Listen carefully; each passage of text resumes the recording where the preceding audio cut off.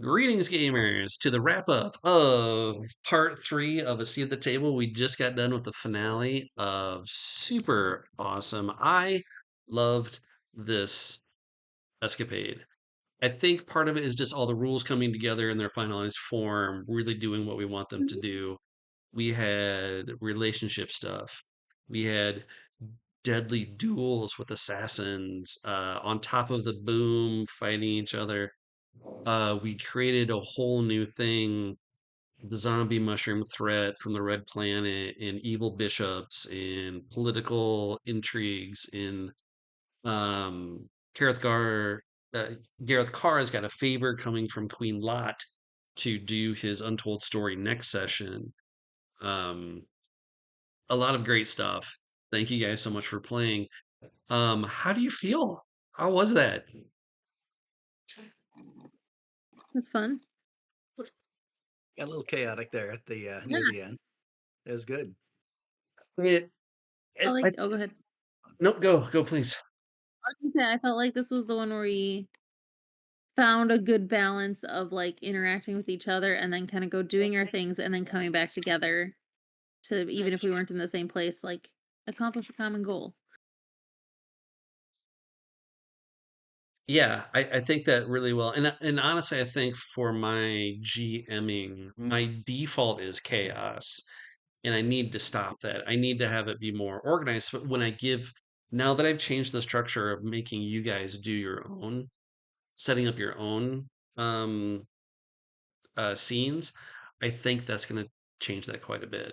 So I can still do my chaos stuff later on, but you guys can also slow it down. You'd be like, I want to do research. I want to talk to this person. And I think that's really going to work in the long run.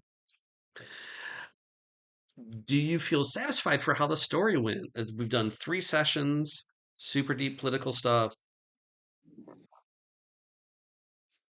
Is this what you want?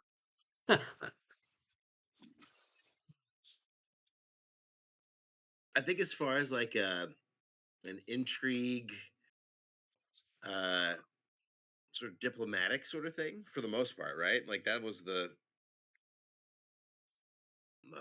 ruse that's what it would be. Hmm. Um, but as an operator, my character loves that. Like that's where he can flourish in that kind of thing, and bullshitting um, yeah. But there's so much story stuff that got Yeah. uh forwarded, you know, in really really good ways. Um, I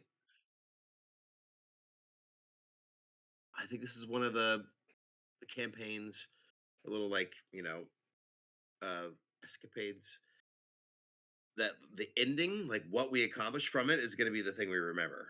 Like the little details of it, maybe not, but like zombie mushroom, like that's going to be like a big thing that like continues for a long time, right? Like that's part of a big part of our covenant. Yeah. Where in a lot of ways it's like we're doing like little weird things to you know, get along. But what really is going to be important to us as a covenant, something is that we figured out. So that was pretty cool.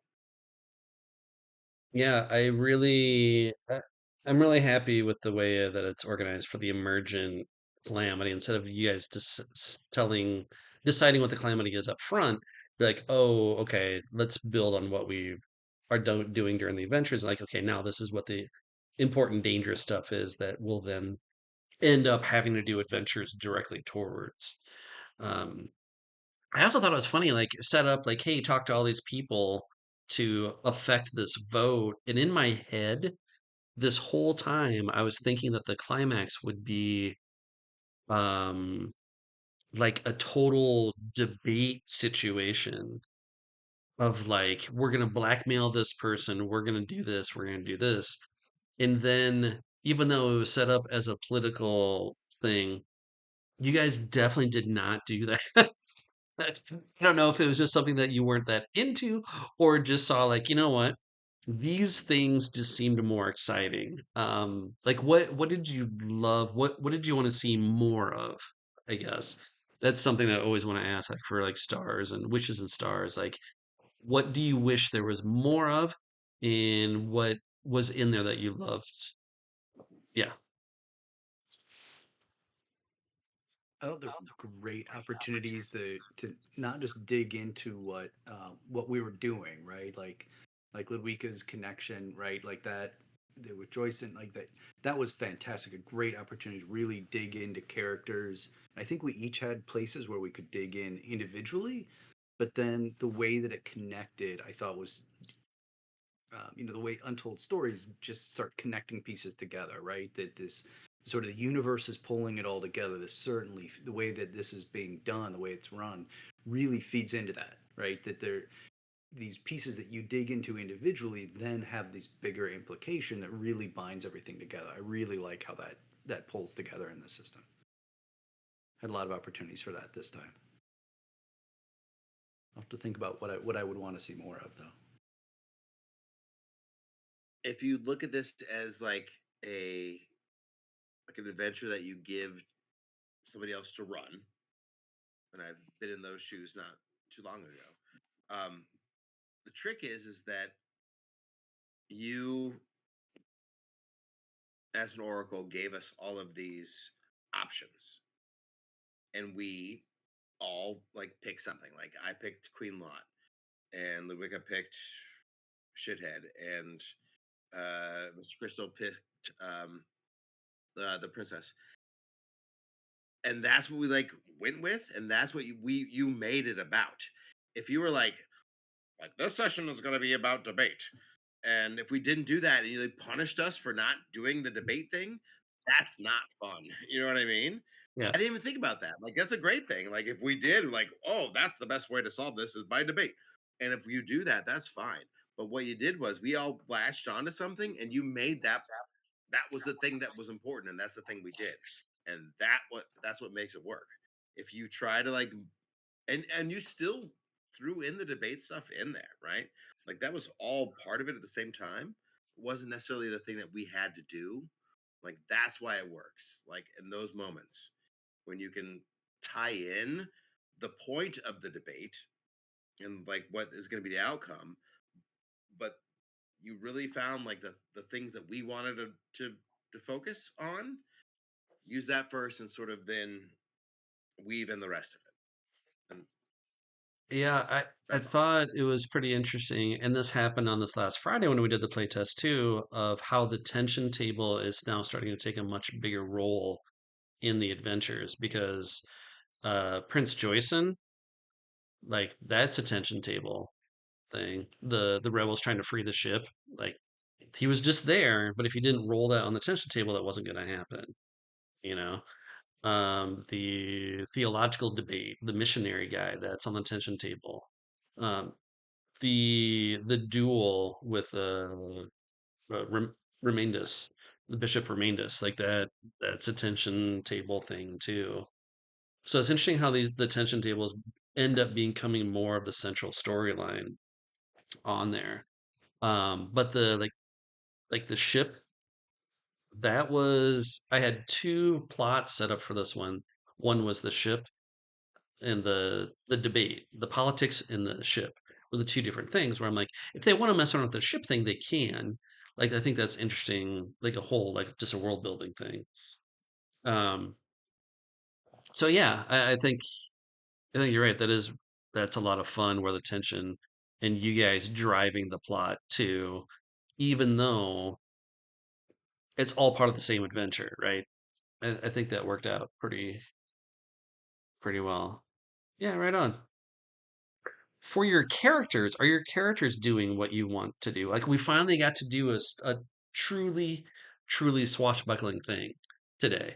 Like it's we've had swashbuckling moments, but this is a classic, like climbing up the ship, assassin over the side of the boat, climbing up into the crow's nest, like the true, like 100% swashbuckling thing. Um, are your characters doing the things that you want to see them do? Um, before I tell you kind of the idea of what the next adventure is.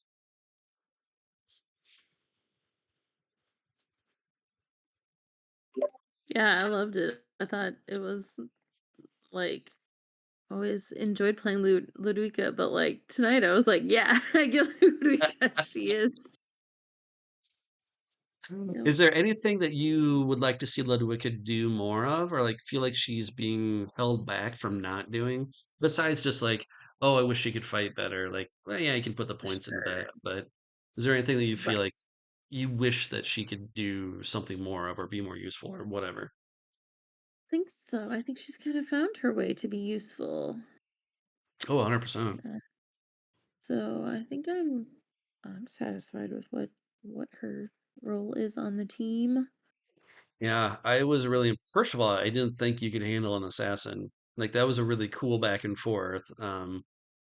But yeah, I'm finding that the talking points and the debate and the command and the persuasion, the charm and all that, the weave, the rigging, all that stuff is really becoming just as exciting as the combats too.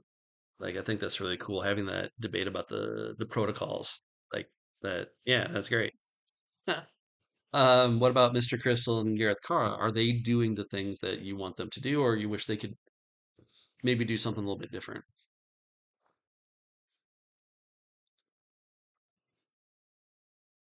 I think that Gareth Carr is moving like away from operative, really, at this point. Um,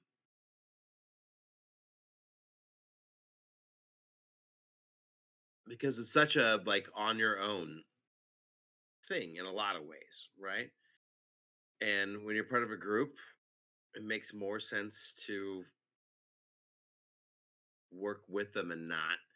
You can't go undercover so easy. I don't know. I think that, and he's just getting a little more protective now of this group. Um, I don't think it's not really a mechanic thing, but a reallocation of attributes and skills as I could as a player. You know what I mean? But I think there's a progression, there's an evolution of him. But I don't think that you, I think as an oracle, you are giving uh, the proper situations and letting me do the things I want to do. But I think it's what Gareth Carr wants to do is probably going to change as it keeps going. All right, awesome. And Mr. Crystal, you getting to do everything that you want to do? Yeah, I think this particular character, it's a matter of balancing sort of what he's good at doing, which is it's in some ways fairly limited, right? Like he can take a hit and he can give a hit, and he's got this sort of weave thing, but there's all this other area in which the others are doing these really cool things. And so, how do you balance what he's really good at with breaking out of the ruts that are holding him back? And I think there's been good opportunities to sort of experiment with trying to get in those different spaces and approach things differently. Uh, I'd been sad if he would have died, but I'm now super curious on what the death rules look like. So I'll set that aside for the Well, moment. the next Yeah, adventure but though. yeah, yeah. No, I think this has been good opportunities to sort of try different spaces for the characters to use what they're really good at in very different ways. So yeah, I appreciate that part of the system, and especially that i- if right if suddenly my dice go cold, I don't feel like it could bring the story to a grinding halt. Right? That sometimes if you don't pick the lock, well, there you go. Yeah, I guess the dungeon's done. And yeah, there isn't that sort of failure means the story stops. And I particularly like that both from a mechanical perspective and a character development perspective. yeah. I I hadn't thought of this yet until the moment came up. Like, if Mr. Crystal had gotten killed, removed from the scene, I'm like, oh wait, what does that do to the the all for one check? And it's like, ah, I guess you just can't do it because you don't have a third person, and ultimately you guys fail the mission. And I was like, okay, this will be an interesting thing that we can explore now. Like, because you've Mm. succeeded on everything. Now, the next adventure, I do want to let you know, we are gonna go to a new planet, a largely not a forgotten planet, but the kind of basis of it is it's going to be a race to get to resources that are underneath the surface of the planet. Um, of course, the planet is probably falling apart for some reason. So there's going to be a lot of great opportunities to die in the next adventure. I do want to let you know that if you do go below zero on either honor or health, depending on what happens, right? If you get launched into space, I think that's probably it, right? But then again, not necessarily. Is that you will survive, but there's going to be a new secondary tracker that if you fill up that, you're dead. And what it is, well, no, we'll just use it once we get to it. I'm really excited because it adds a lot of character to your character if something like that does happen, but you can only do it a couple times. Um, the last thing that I'm going to say about mechanic wise, something that I didn't know if I should throw in there, and I'm seriously considering just getting rid of it at this point, is relationships. I really like the relationship bonds and using them with each other to give each other bonuses. But it's just another thing to keep track of, right? Uh, B, like when you went to go to go help out Mr. Crystal, like in the back of my head, I'm like, this would be a neat opportunity. Like, do you want to roll to do a weave to build up your relationship? Like, that would totally make sense, right? Or just have it move up on its own, I think would probably be fine too. I don't know if we need to do a roll for it, right? But while we're doing this, what do those relationships mean besides if you give the help action, they get a plus X, and X is whatever your bonds are with each other, which is pretty good, right? Um, but is it needed? I don't know because we're telling really good stories right now without it. If you have a group of people that are not particularly strong role players, then maybe that's needed, right? Like you need to have a mechanic that shows that you are friends, and maybe we show that we are friends with our actions. And maybe this is a game where that happens, and you, if you don't know how to do that, then you should probably, this is not your game. I don't know, but uh, I think that the three of us don't need to know what our relationship bond is by looking at a number track. I think we kind of know what it is, how we react to each other and do it. So I don't know. Yeah, the original premise of the game in my head was that you guys would have to maintain your bonds of friendship above a certain level. If it ever goes to zero, then you can't do all for one checks. And if it's below a certain amount, when you go to the end thing, like you're just going to fail. Like you have to have a really strong bonds of friendship to be able to live through the final thing. But I don't know how to translate that and if it even makes sense anymore as a mechanic. Because the Three Musketeers, right? It's all about the bond of friendship that you've got each other's backs, you know? So maybe it needs to be more of a binary thing where you're either friendly or you're unfriendly, and then you have to do something to fix that. Like, and that Friday thing when the guy betrayed everyone, like everything would just get switched to off until he earned his way back on to turn those bonds back on somehow. But Sure. what were we gonna say, Aaron? Oh, one of the pieces I like about I've given my opinion on sort of tracking before. Yeah, One of the pieces like about the downtime is building the bond provided a really good opportunity for scenes.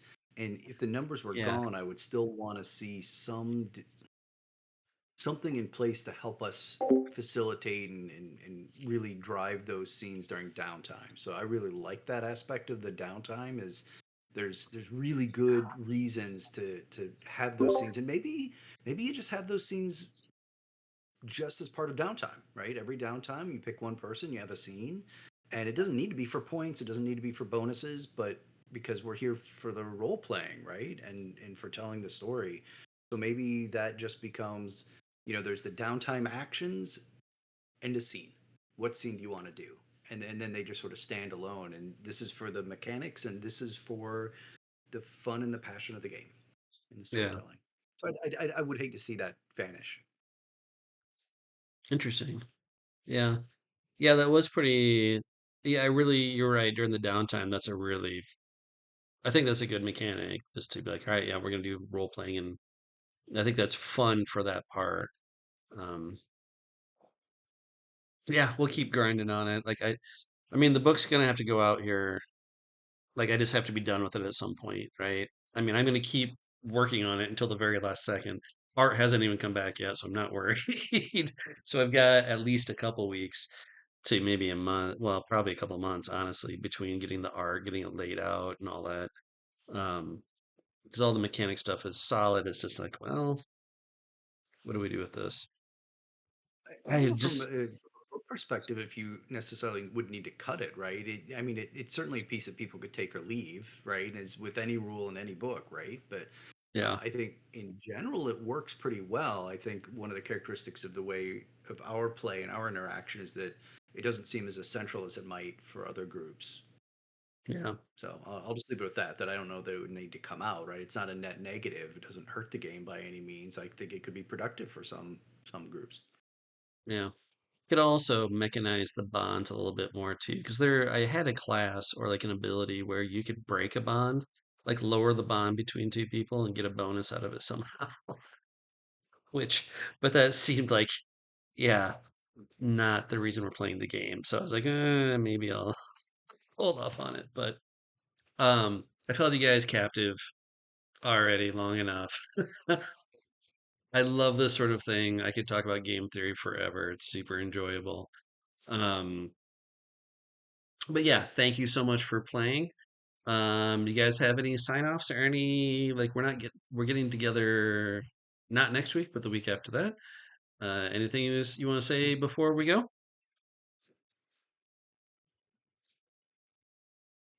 All right. Well, I am the bomb, everyone. Have a great night. Good Thank night. you.